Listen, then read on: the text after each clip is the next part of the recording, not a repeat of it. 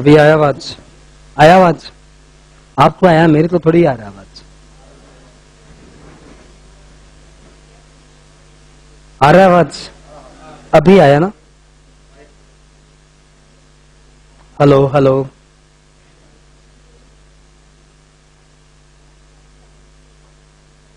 Hello. अब आया। चलो फाइन। अपने बात कर रहे हैं एग्रो इनकम। नया चैप्टर, 2-2.5 घंटे का क्लास है, 2-2.5 घंटे का टॉपिक है। आज शुरू हो रहा है, नेक्स्ट क्लास में फिनिश हो जाए।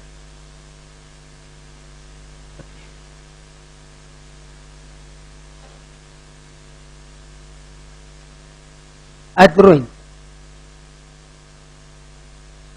इनकम टैक्स का एक सेक्शन है, सेक्शन 10। वो सबका फेवरेट सेक्शन है। Everyone like that. पूछो ऐसा उसमें क्या है? क्योंकि सेक्शन 10 में एग्जेम्प्टेड इनकम दी हुई है, यानी जो जो इनकम एग्जेम्प्टेड है, जिसपे टैक्स नहीं लगता, वो सब दिया हुआ है सेक्शन 10 में। और उस सेक्शन 10 के सबसे पहले में दिया हुआ है 10(1) में कि agro income is not taxable in India. Agro income is not taxable in India, यानी इंडिया में आईटी एक्ट पे एग्रीकल्चरल इनकम पे कोई टैक्स नहीं लगता। As per IT act there is no tax on agricultural income. अब बताओ what's the reason, क्यों नहीं लेते हम टैक्स? 80% किसान है और उन्हीं से टैक्स नहीं लेते। हाँ हाँ,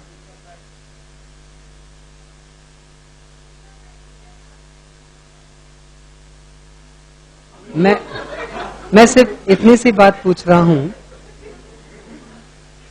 मैं सिर्फ इतनी सी बात पूछ रहा हूं कि एग्रो इनकम पे टैक्स नहीं लगता, ऐसा क्यों लॉ बनाया गया है? एग्रीकल्चरल इनकम को अपलिफ्ट करने के।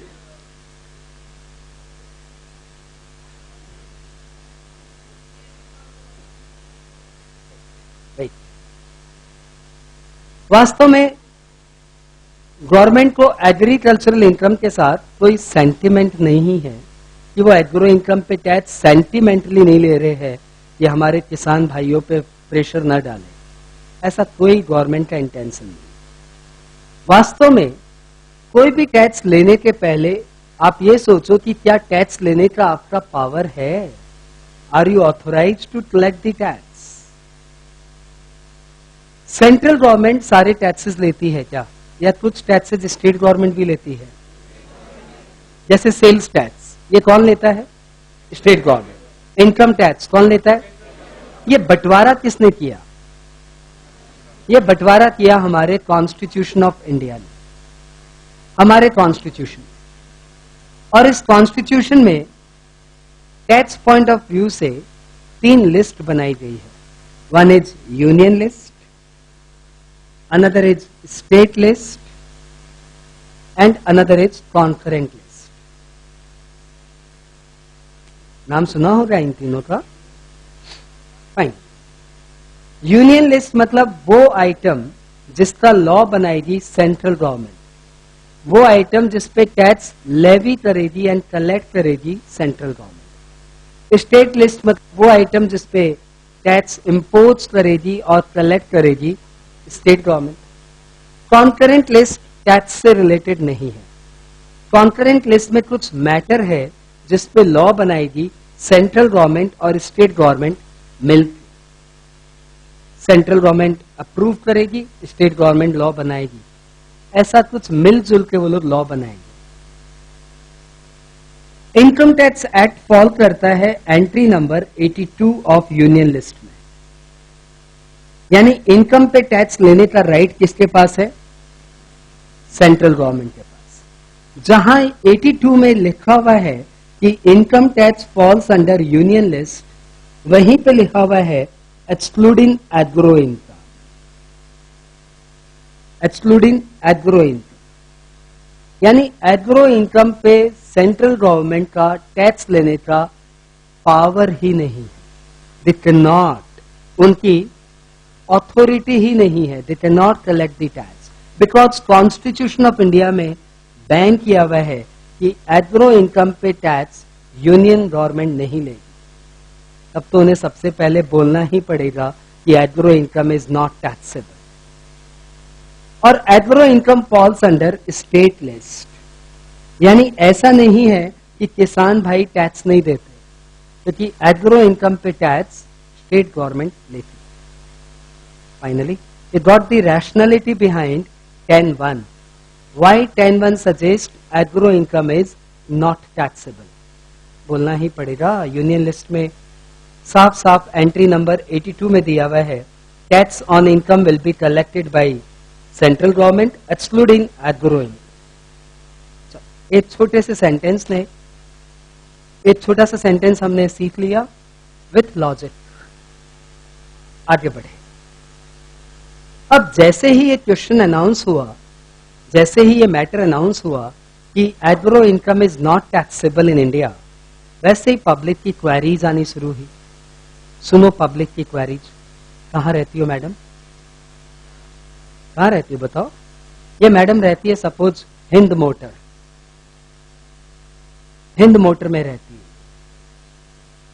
हिंद मोटर में इनका एक प्यारा सा घर है, स्वीट होम, और घर के बाजू में बड़े बड़े पेड़ है। हिंद मोटर है ना, थोड़ा गांव टाइप का एरिया है, तो बड़े बड़े पेड़ है वहां पे, और ये पेड़ कई बार ऐसे ऐसे घर के ऊपर भी आ जाते हैं, और लोग परेशान हैं इन पेड़ों से। ठीक है, ये पेड़ कैसे आते हैं? अपने आप ही उड़ जाते हैं, सेल्फ ग्रोन ट्रीज, और बेवजह घर पे ऐसे झुरमुट बनाते हैं। इसके लिए इन्होंने क्या किया कि हर 3-4 महीने में ये पेड़ कटवा देते हैं। व्हाट दे डू, ये पेड़ कटवा देते हैं। अब इन पेड़ों को कटवाने के बाद जो लकड़ी आती है, द वुड जनरेटेड, ये उन्हें बेच देगी। कितने में? से 20,000 में। हर 3 महीने में कटवा देगी। साल में कितना आ जाता है? 80,000 रुपए। बताओ, इनका 80,000 एग्रो इनकम माना जाएगा? क्यों? पेड़ कटवाए, पैसे आए। कितने जन बोलते हैं एग्रो इनकम है ये? अरे कितने जन बोलते हैं एग्रो इनकम है? 1-2 जन बोल रहे हैं, बाद बाकी सारी बैच बोल रही है नॉन एग्रो इनकम। और पब्लिक के क्वेश्चन सुनो। कहाँ रहते हो मैडम? बानगढ़। सब तुम जानता है पर्सनली, बानगढ़ में रहते हो। इनके बानगढ़ में एक घर है प्यारा सा, और इस घर के बाजू में तालाब है। तालाब है, ऐसे ऐसे ऐसे, ऐसे।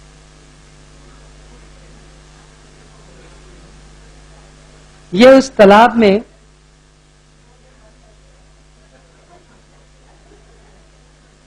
तालाब में ऐसे ऐसे दाने डालते हैं, और दाने डालने पे मछलियां उग जाती है। क्या उग जाती है? मछलियां उग जाती है। और ये उन मछलियों को निकाल निकाल के बेच देती है। कितने में? डेली का इनका 1,000 रुपए का कलेक्शन है। 1,000 रुपए पर डे।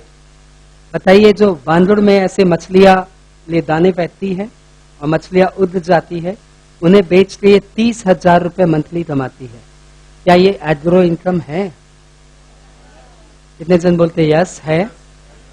तो बोलेगी एग्रो इनकम है। 4-5 जन बोल रहे हैं एग्रो इनकम है। सब्सटेंशियल बैच बोल रही है नॉन एग्रो इनकम। कहाँ रहता है? हावड़ा में। कहाँ? हावड़ा में तो हम भी रहता है। कहाँ रहता है बता? लिलुआ। अच्छा, लिलुआ हावड़ा हो गया। लिलुआ कहीं का। लिलुआ में इसका एक घर है। इसके घर के बाजू में भी एक तालाब है। इस तालाब में ये भी ऐसे दाने डालता है, और इसके दानों से मालूम मछलियां नहीं आती, कमल उगते हैं। ये मछलियां नहीं उगाता, ये कमल उगाता है, लोटस।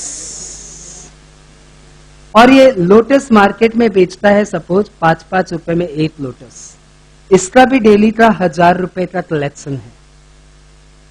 दोनों में कोई खास अंतर नहीं। ये दाने डालती मछलियां उगती, ये दाने डालता है कमल उगते हैं। बताओ एग्रो इनकम माना जाएगा? इस बार पूरी बैच यस में है। 20% think no, not an agro income. Entire batch is united, not an agro income, agro income. Fine. तुम लोग कभी मेरे घर आए हो? देखो, बुलाने के भरोसे बैठे रहोगे तो फिर मुश्किल ही है। आना है तो बुलाने का वेट मत करो। इतना मस्त घर है और आश्चर्य की बात यह है कि घर पे टेरेस भी है। और हम लोग मालूम टेरेस में क्या करते हैं? हम लोग टेरेस में पॉट्स में खेती बाड़ी करते हैं, यानी गमलों में खेती बाड़ी करते हैं। और हम लोग गमलों में बनाते हैं कैक्टस, एलोवेरा। एलोवेरा हम लोग गमलों में खेती बाड़ी करते हैं एलोवेरा की। एलोवेरा समझते हो? बहुत ही आयुर्वेदिक प्रोडक्ट है। और एलोवेरा, बस आ गया सबके सब। एलोवेरा की स्टिक हम लोग 20-20 रुपए में बेचते हैं। एक स्टिक हम लोग 20 रुपए में बेच रहे हैं। और हमारा भी डेली का कलेक्शन करीबन 2000 रुपए है। हम लोग भी महीने में 60-1000 रुपए कमा लेते हैं बाई सेलिंग एलोवेरा। लेकिन हम लोग जमीन में खेती नहीं करते, हमारी खेती होती है टेरेस पे, वो भी पॉट्स में। बताओ, ये जो 60,000 रुपए साल में हम लोग कमा रहे हैं, ये एग्रीकल्चरल इनकम है? How many percent think agricultural income है? ओह, 40% ऑफ द बैच। मेजोरिटी बोल रही है नहीं, एग्रो इनकम नहीं है। क्यों नहीं है मेरी इनकम एग्रो इनकम? जमीन से रिलेटेड नहीं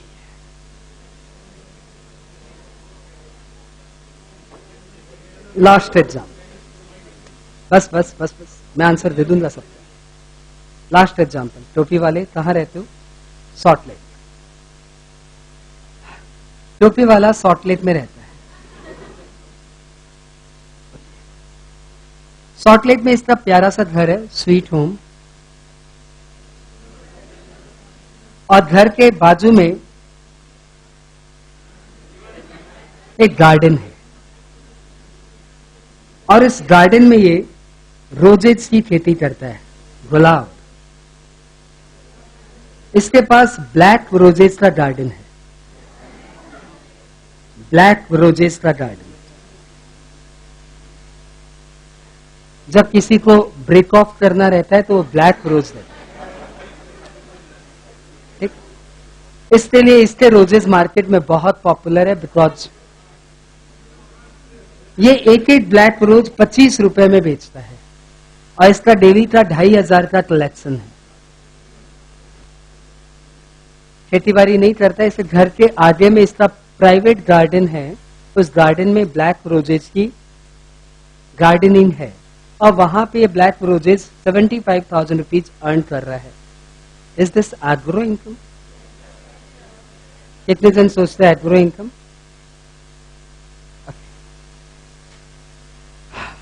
कई लोग तो वोट देते ही नहीं है। कितने जन बोलते हैं एग्रो इनकम नहीं है?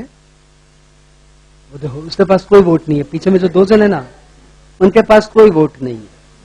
हमको क्या पता क्या है, हम तो कभी ब्लैक रोज देखा नहीं। यानी कुछ एक क्वेश्चंस ऐसे हैं जिसमें अभी हमारे आंसर्स में डिबेट है। We need a proper definition what is agro. हम लोग आ गए सेक्शन 2(1)A में। इसमें डिफाइन किया हुआ है meaning of agro income. Meaning of agro income बोलने पे हमारे पास 5 पॉइंट है। 5 points are given to define what is agro income. 500 point एक दूसरे से कनेक्टेड नहीं है, अलग अलग पॉइंट है। यानी यदि आज मैं ये 4 पॉइंट पढ़ा के छोड़ देता हूं तब भी ठीक है, आपको कुछ आ गया। 5वां पॉइंट इससे कनेक्टेड नहीं है, ऑल आर इंडिपेंडेंट पॉइंट। ठीक है, हम लोग इसमें इन कर रहे हैं, उसके पहले आप ये सेंटेंस लिखो, agro income is exempted under section 10(1). Agro income is exempted under section 10(1).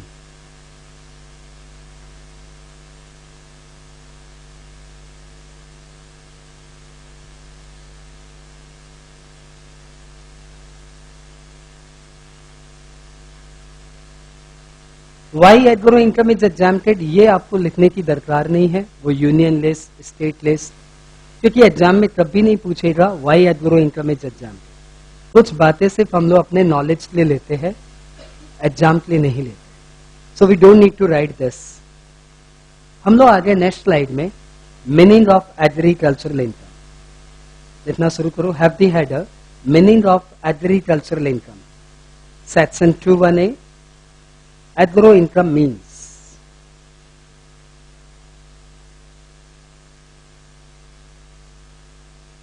Agricultural income means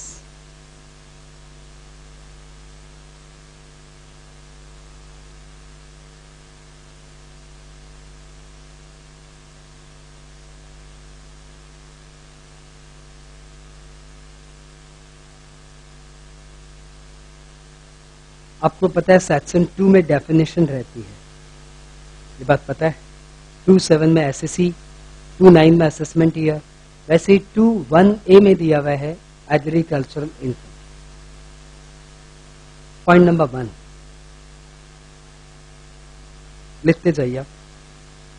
point number 1, ऐसे 5 पॉइंट है, हम लोग अभी पहले पॉइंट में है। रेंट और revenue derived from agricultural land in India. Rent or revenue derived from agricultural land in India.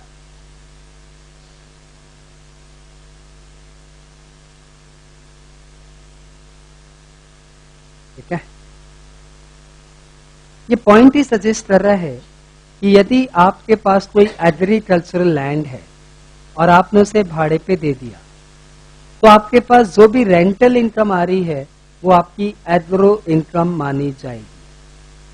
So simple कि मैं यहाँ पे सीए इन प्रैक्टिस हूँ, मेरा यहाँ पे छोटा सा प्रोफेशन है, एक छोटा सा कोचिंग सेंटर है और एक छोटा सा मेरा किताबों का काम धंधा है, और मेरे पास राजस्थान में एक बड़ी सी जमीन है जिसे मैंने भाड़े पे दे रहा है। वहां से मुझे रेंट आता है सपोज 40,000 रुपए पर मंथ। वो जमीन मैंने किसे दे रही है? किसान को दे रही है, खेती बाड़ी के लिए। मेरे पास रेंट आ रहा है 40,000 रुपए। मुझे खेती बाड़ी कुछ नहीं आती, मुझे सिर्फ टैक्स आता है। लेकिन ये जो 40,000 रुपया मेरे हाथ में रेंट है, ये मेरा क्या माना जाएगा? Agro, because I got rent from agricultural land in India. Point clear? अब इस पॉइंट को प्यार से पढ़ो। टैक्स हमेशा प्यार से पढ़ने की चीज है, फास्ट नहीं पढ़ी जाती, धीरे पढ़ी जाती। रेंट मतलब क्या? रेंट कैश में होना चाहिए कि रेंट काइंड में भी चलेगा? इन द सेंस, सपोज मैंने अपनी जमीन भाड़े पे दी है ऑन अ कॉन्ट्रैक्ट कि आप मुझे 20,000 रुपए पर मंथ रेंट दीजिए, तो ये हुआ रेंट इन कैश। या फिर मैंने बोला कि मुझे एक लॉरी भर के गन्ना भिजवाइए, एक लॉरी भर के चावल भिजवाइए, सॉर्ट ऑफ। तो ये जो मुझे रेंट मिल रहा है कैसे? काइंड में। क्या ये भी रेंट माना जाएगा? Answer is yes, both are rent. Rent में बी इन कैश, में बी इन काइंड। लिखवा देगा। हाँ, रेवेन्यू, यहां पे रेवेन्यू मतलब क्या? रेवेन्यू मतलब क्या? रेवेन्यू मतलब रेंट से मिलता जुलता, क्योंकि हर चीज का टेनेंसी एग्रीमेंट हो जरूरी नहीं है। तो यदि आपने प्रॉपर्टी बिना टेनेंसी के दिया है, फिर भी आपको रेंट जैसा ही कुछ मिल रहा है, तो उसको हम लोग बोलेंगे रेवेन्यू। हम उलझना नहीं चाहते, रेंट हो या रेंट जैसा हो, वो एग्रो इनकम माना जाए, इधर रेंट और revenue. So what is the interpretation of revenue? Revenue मतलब रेंट जैसा. Derived from agricultural land. What do you mean by agricultural land? I give you two options. आप एक ऑप्शन सेलेक्ट करिए. Agricultural land means वो जमीन जिसमें खेती बाड़ी हो सकती है, या फिर एग्रीकल्चरल लैंड मतलब वो जमीन जिसमें खेती बाड़ी हो रही है, या दोनों? Actually being conducted. I cite you another example. ये मेरी एक यूपी में जमीन है, ठीक है, देख लो. ये मेरी एक यूपी में जमीन है. वो जमीन मैंने, नाम क्या भाई? आकाश. मैंने आकाश को भाड़े पे दे कि तू जमीन में जो करना है कर, मुझे 50,000 रुपया रेंट दे दे. भले तो उसमें चावल उड़ा, गेहूं उड़ा, बाजरा उड़ा, मुझे क्या है, मुझे 50,000 रुपये पर मंथ रेंट दे. ये पूछा भैया जमीन कैसी है? बोला जमीन एकदम मस्त है, हम उसमें 4 साल खेती बाड़ी किया है, बहुत ही अच्छी जमीन है. उसके आजू बाजू वाली जमीन में भी जबरदस्त खेती बाड़ी होती है, मेरी जमीन भी बहुत फर्टाइल है. आकाश सुना, बोला ठीक है भैया, आपको 50,000 मिल जाएंगे. मालूम आकाश वहां पे क्या किया? वहां पे इसने ASR बिजनेस स्टार्ट किया. ASR बिजनेस समझता है क्या है? ASR बिजनेस का फुल फॉर्म है आओ शादी रचाए. क्या बिजनेस है देखो. इसने ASR बिजनेस बोलने पे यहाँ पे जमीन में एक छोटा सा पहले मंडप बनाया, वहां पे पंडित जी बैठे हैं, ठीक है. इसके अलावा एक केटरिंग का स्टॉल लगा दिया, केटरर है वहां पे. एक ओपन ऑडिटोरियम बना दिया जिसमें आराम से आप गीत वीत करिए. यहाँ पे डांसर्स वांसर्स का कॉन्ट्रैक्ट हो जाएगा. यहाँ पे इसने मैरिज ब्यूरो खोल दिया. यदि आपको लड़के नहीं मिल रहे हैं, लड़की नहीं मिल रही है, तो आप मैरिज ब्यूरो में कॉन्ट्रैक्ट करिए. और यहाँ पे और अदर अरेंजमेंट, लाइटिंग पाइटिंग, सबका अरेंजमेंट है. यानी बस आप अपना मूड बनाइए कि मुझे शादी करने का है, बस फिर आ जाइए. सबसे पहले मैरिज ब्यूरो में घुसिए, वहां से अपना पार्टनर पसंद करिए, फिर फटाफट इधर आइए, गीत वीत के गाने वाने बता दीजिए, फिर फटाफट से यहाँ आइए, क्या खाना वाना बनाने का है, पार्टी वार्टी, लाइटिंग फाइटिंग, और फिर फटाफट जाके पंडित जी बुक कर लीजिए और बैठ जाइए दाम बिंदास. शेरवानी वेरवानी भी यही मिल जाएगा आपको. एक कंप्लीट पैकेज है ASR बिजनेस. तो मेरी जो जमीन थी उसमें आजू में खेतीबाड़ी हो रही है, बाजू में खेतीबाड़ी हो रही है. 4 साल पहले मैं भी वहां पे खेतीबाड़ी कर रहा था. The land is perfect for cultivation. लेकिन मेरा जो टेनेंट है आकाश, वो वहां पे क्या करता है? ASR बिजनेस करता है. 50,000 रुपया जो मेरे को रेंट आ रहा है वो एग्रो इनकम या non agro income? How many % think this is agro income? And answer is agricultural land means the land which is actually used for agriculture purpose.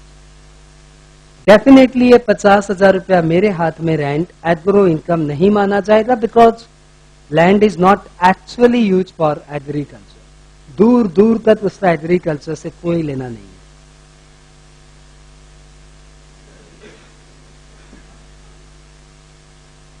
यहां तक क्लियर?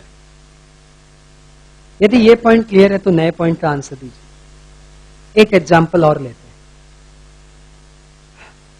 ये है मेरी जमीन. मेरी जमीन नहीं, तुम्हारी जमीन. नाम क्या है? रंजीत. बड़ा डरावना नाम है भाई, रंजीत. रंजीत यहाँ पे एक जमीन ले रहा है और यहाँ पे खेती बाड़ी करता है, और यहाँ पे इसके कुछ कैटल्स स्टोर्ड है जो इस खेती बाड़ी में काम आते हैं, बैल वैल. रंजीत ने बाजू वाले से बात किया. बाजू वाले नाम बताओ? विशाल.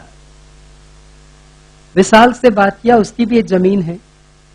विशाल को बोला यार ये जमीन मुझे दे दे, मुझे खेती बाड़ी में चाहिएगी. विशाल ने 20,000 रुपए में जमीन भाड़े पे दे दी. रंजीत मालूम क्या किया? यहाँ पे खेती बाड़ी नहीं किया। इसने ये सारे कैटल्स, कौन से कैटल्स जो खेती बाड़ी में काम आते हैं, वो वाले सारे कैटल्स इधर शिफ्ट कर दिए और यहां पे खेती बाड़ी बढ़ा दी। Situation clear? अब बताइए, क्या ये विशाल को जो रेंट मिल रहा है, is this agricultural income? Would you say the land is used for agricultural purposes? Answer is yes, because ultimately these cattle are supporting agriculture. So the land is directly or indirectly used for agro purposes, and this is agricultural. Sure, clear? बाजू में एक और जमीन है, पड़ोसी नाम बताओ। राहुल। राहुल थोड़ा ठाकुर टाइप का इंसान है, मूंछ है इसकी, ऐसा इंसान है,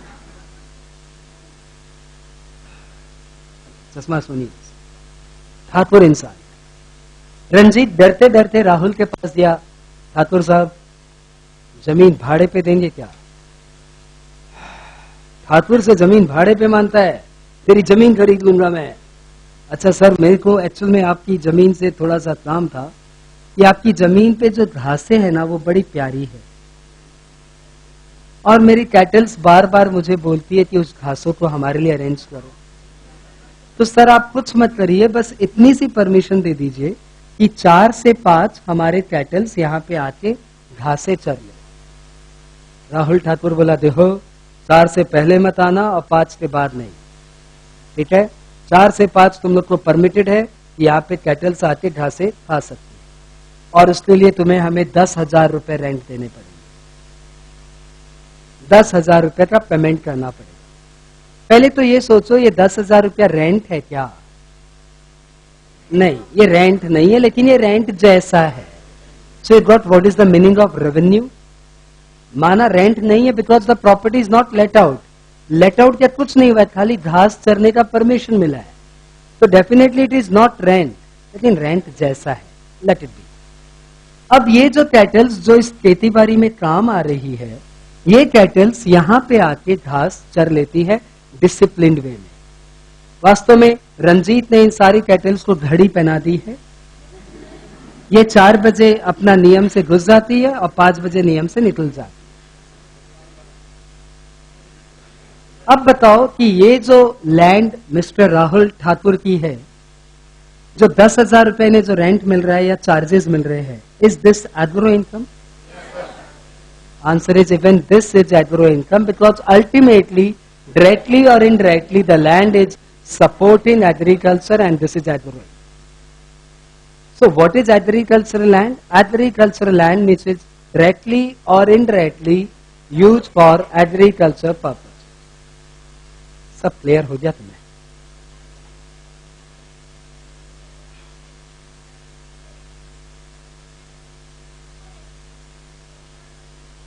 तो वो भाड़ा क्यों दे रहा है? Then why is he paying rent? Just not an agro income. Fine. आ गया है? सबसे पहले छोटे छोटे नोट लिख लेते हैं।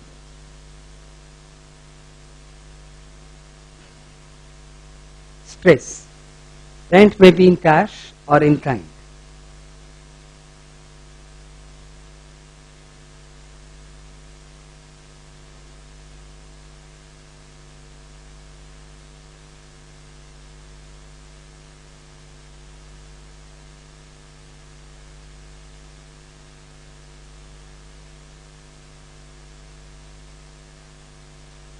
Revenue means anything like rent, anything like rent. आप हिंदी में भी लिख सकते हो, रेंट से मिलता जुलता।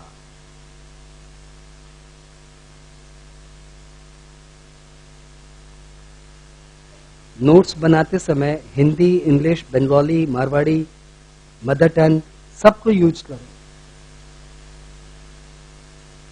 भोजपुरी यूज में।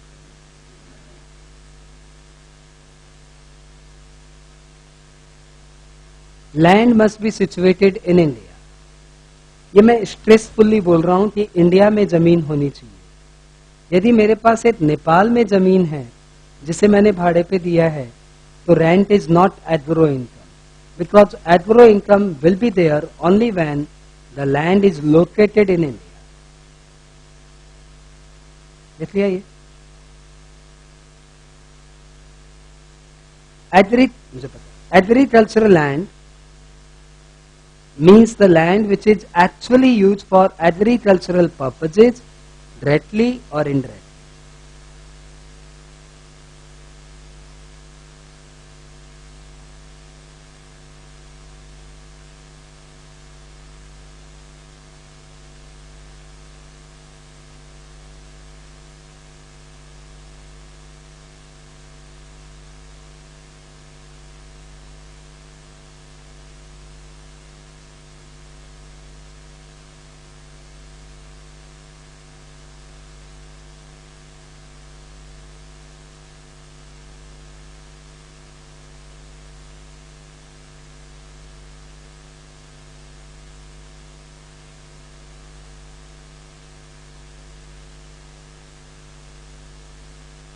वाह, एक छोटा सा एग्जाम्पल मेरे पास और है।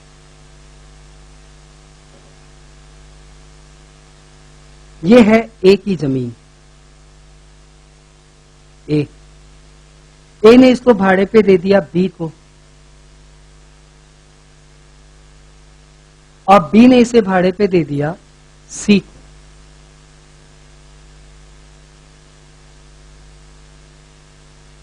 और सी इसमें कर रहा है खेती बाड़ी। जमीन है ए की, ए ने भाड़े पे दिया बी को, बी ने रीलेट किया, सबलेट किया सी को, और सी इसमें कर रहा है खेती बाड़ी। प्रॉपर्टी से यानी जमीन से रेंट आ रहा है ए को 10,000 और बी को 18,000। बताइए किसका एग्रो इनकम, किसका नॉन एग्रो इनकम? एक एक करके बोलो। पहले बताओ ए का एग्रो इनकम या नहीं? कितने जन सोचते हैं ए का agro income? Half of the batch. B का एग्रो इनकम, ऐसा कितने सोचते? ओके, और कितने जन सोचते हैं दोनों का agro income? And answer is ultimately A और बी दोनों जन जमीन से पैसे कमा रहे हैं, और ये जमीन एग्रीकल्चर पर्पज में यूज हो रहा है, भले ये यूज करे या वो यूज करे। Ultimately, the land is agricultural land or not? Because agricultural land means the land which is used for agro purposes. So ultimately, the land is agricultural land, and both A and B are generating rent from such land. तो कहाँ law में बोला हुआ था SSC must be the owner? कहाँ बोला हुआ था कि टेनेंट मस्ट डू एग्रीकल्चर? बोला हुआ तो सिंपल सा था, रेंट और revenue drive from agricultural land. So both income will be treated as agro income. Clear? Receiver of rent need not to be the owner of land.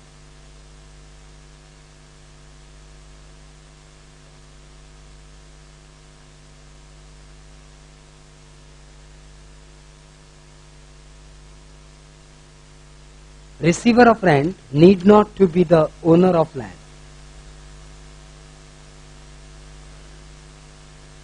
हमारा पहला point finish हो गया। 5 पॉइंट है, हमने एक पॉइंट कर लिया, रेंट और revenue derive from agricultural land in India. एक एक वर्ड क्लियर है?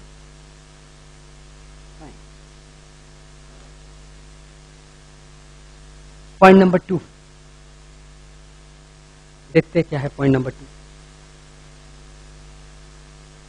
any income from agricultural activity in India. Please लिख लो आप।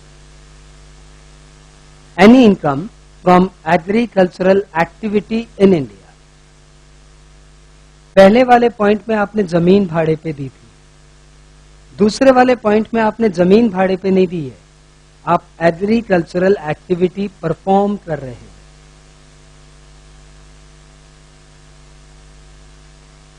पहले वाले पॉइंट में land was the main factor, second वाले पॉइंट में activity is the main factor. Clear? क्या है? पहली बात करते हैं, what do you mean by agricultural activity? Agricultural activity को हम लोग दो पार्ट में डिवाइड करते हैं. One is basic operation, another is subsequent operation. Basic operation मतलब वो सारी activities what you apply before germination of plant. Plant के जर्मिनेशन के पहले आप जो जो काम करते हो all are called basic operation. Like tilling of land, जमीन को मुलायम करना, सीडिंग, बीज बोना, सोइंग, पानी वानी देके उसे फर्टाइल करना, all these are called basic operation. और एक बार प्लांट जर्मिनेट हो गया उसके बाद आप क्या करते हो? Maintenance, irrigation, harvesting, pesticide, insecticide application, ये सारे एक्टिविटीज हो गई subsequent operation. So basic operation means all operation applied before germination of plant, and subsequent operation means all activities applied. यदि आप बेसिक ऑपरेशन करते हो, सब्सिक्वेंट ऑपरेशन भी करते हो, तब तो आप एग्रीकल्चर करते ही हो. यदि आप बेसिक ऑपरेशन करते हो, सब्सिक्वेंट ऑपरेशन नहीं करते हो, तो तब भी आप एग्रीकल्चर करते हो. यदि आप बेसिक ऑपरेशन नहीं करते, सिर्फ सब्सिक्वेंट ऑपरेशन करते हो, तो आप एग्रीकल्चर नहीं करते हो. और यदि आप दोनों ही नहीं करते तो आप कुछ नहीं करते. सो इस छोटे से चार्ट का कंक्लूजन ये है कि एग्रीकल्चरल एक्टिविटी तभी माना जाएगा when you are doing basic operation. Subsequent करो तो भला, नहीं करो तो भी भला. और अच्छे से समझाता हूं, और अच्छे से समझाता हूं. समझाण दे भाई, समझाण दे. बीच में ना भाई. बैच में सबसे स्मार्ट सा लड़का सा कौन है? स्मार्ट सा लड़का आओ भाई, सामने आओ. क्या बात, स्मार्ट लड़के नहीं है बैच में? लड़का पूछ रहा है, लड़का. स्मार्ट सा लड़का बताओ भाई. सबके सब इल कॉन्फिडेंट. मेरे क्या इसको बना देता मैं. नहीं राहुल, तो रहने दे यार. नाम बताओ. पाकिस्तानी पुरुष. ट्राई करने दे.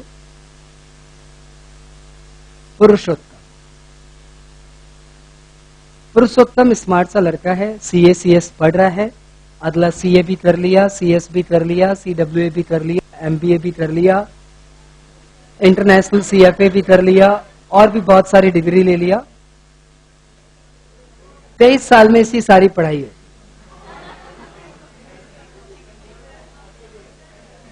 23 साल में ना, 23 साल की एज में 23 ईयर्स का है ये, और इसकी सारी डिग्री जिसके पास है. और अब ये सोच रहा है क्या करे, तो इसने फाइनली डिसाइड किया कि हम अपना खेती बाड़ी करें.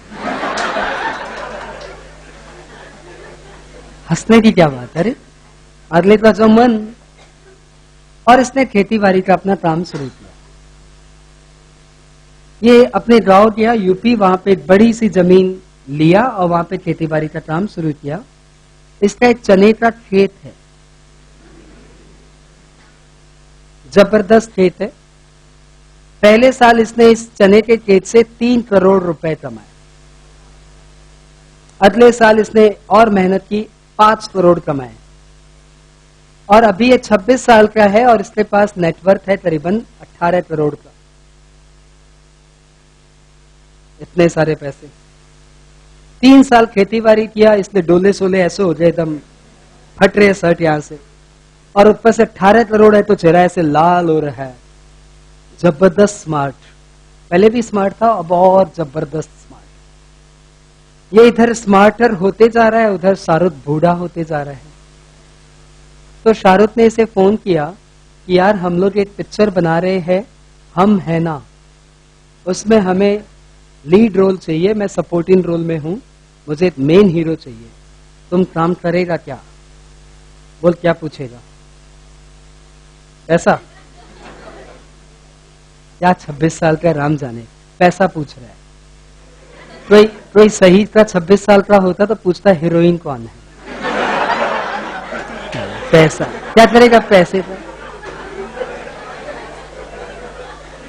खैर, शाहरुख ने पैसे बताए कि यार 1 करोड़ से बेसी नहीं दे पाऊंगा, और हीरोइन का नाम पूछने में बताया कैटरीना है। बता जाएगा 1 करोड़? ये जाने में एकदम इंटरेस्टेड है कैटरीना। खैर, ये जाने में बहुत ज्यादा इंटरेस्टेड है, लेकिन प्रॉब्लम ये है कि इसका जो ये इस बार का सीजन है ना, वो एकदम सॉलिड हुआ है। फसल एकदम लहलहा रही है। 9 करोड़ का फसल है। आज स्टार्ट हो, आज 9 करोड़ मिल जाएंगे, लेकिन उधर से शाहरुख भाई बोल रहा है आज शाम को ही आज ही साइन होने वाला है। शाहरुख का वहां से प्रेशराइजेशन है और यहाँ पे फसल ऐसे लहलहा रही है। क्या करेगा बोल? क्या हो गया जनरेशन को? छी छी छी छी। ये मेरे से पूछा भैया क्या करे बताइए, ये प्रॉब्लम है। मतलब तुम तो जा, मत सोच, ये अपना फ्लाइट पकड़ के उड़ गया। और रास्ते में फ्लाइट में फिर फोन में बात किया, फ्लाइट में तो बात नहीं किया फ्लाइट में जब एम्बार्क कर रहा था तब बात किया अपने दोस्त से। दोस्त नाम बता? राजेश। राजेश यार मेरी फसल एकदम रेडी है, बस कटिंग करवाना है, तू कटिंग करवा दे, तू 2 करोड़ रख लेना, 7 करोड़ मुझे दे देना। राजेश बोला ठीक, मेरे को क्या करना है, सिर्फ हार्वेस्टिंग करना है। राजेश ने हार्वेस्टिंग कर दिया, इसे मिले 2 करोड़ और पुरुषोत्तम को मिले, पुरु नाम अच्छा, हाँ, पुरु को मिले 7 करोड़। पुरु। अब बताओ, पुरु को मिले 7 करोड़ और राजेश को मिले 2 करोड़। किसके हाथ में एडवरो इनकम, किसके हाथ में नॉन एडवरो? पुरु के हाथ में एडवरो इनकम और राजेश के हाथ में। The reason is quite simple कि पुरु ने तो बेसिक ऑपरेशन किया और राजेश ने क्या किया, सिर्फ सब्सिक्वेंट ऑपरेशन किया। तो राजेश की इनकम इज नॉन एडवरो। सबको clear? Basic operation is must. पूछो इस पिक्चर का क्या हुआ? पूछो क्या हुआ? कैंसिल? क्यों? कैटरीना लेके भाग गया क्या ये जो कैंसिल हो गया? पिक्चर का ये हुआ कि पिक्चर सुपर हिट, 26 वीक चली picture, super hit, silver jubilee मनाया पिक्चर ने। लोग फैन हो गया। अब इसके पीछे एकदम डायरेक्टर्स की लाइन लगी हुई है, यार मेरी पिक्चर में आ जा, मेरी पिक्चर में आ जा। अब अगले साल ये क्या करे, इतना काम है इसके पास कि आ ही नहीं पा रहा है। और उधर कुछ भी हो जाए, मन तो यही है, मेरा खेत, मेरा चना। इस बार इसने एक प्लान बनाया, ये अपना एक प्राइवेट हेलीकॉप्टर लिया। ये हेलीकॉप्टर टाइप का चीज है, हाँ, तुम्हें हंसे काम बनाने में डर रहा है। ओके, ये हेलीकॉप्टर टाइप का चीज है।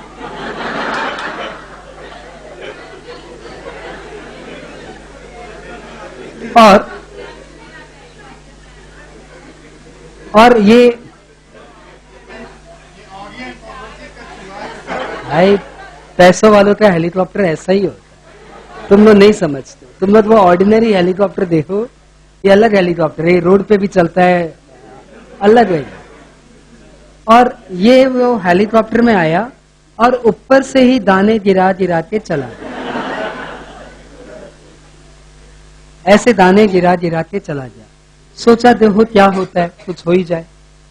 1 घंटे में पूरे फसल में, पूरे जमीन पे दाने गिरा के चला।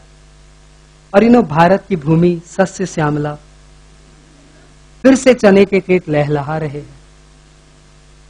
फिर से राजेश जी को याद किया गया, राजेश जी प्रकट होइए, आपको फसल काटनी है, 2 करोड़ आपके, 7 करोड़ हमारे। राजेश जी आके फिर फसल की हार्वेस्टिंग किए। फिर से पुरु को मिले 7 करोड़, राजेश को मिले 2 करोड़। बताइए किसकी इनकम एग्रो इनकम, किसकी non agro? Answer is same. The message is that कि आप बेसिक ऑपरेशन खुद जाके मेहनत से करें या टेक्निकली कर ले, वॉटेवर, 1 घंटे में करे या 3 महीने करे, वॉटेवर, एग्रो इनकम मानी जाए। Message clear? उधर ये सुपर हिट हो जा रहा है आज का सुपरस्टार एक ही है बस, पुरु। पागल है पुरु के लिए। जमीन का पूछो, लड़कियों को छोड़ो, जमीन का क्या हालचाल। इस बार पुरु को हेलीकॉप्टर में भी आने का फुर्सत नहीं है, टाइम ही नहीं है यार, बुरी तरह से परेशान है। इसने राजेश को फोन किया, राजेश देख वहां पे कुछ हुआ है क्या, चना बना। तो राजेश ने बोला चना बना कुछ नहीं हुआ, कैक्टस हुआ है, बहुत मोटे मोटे कैक्टस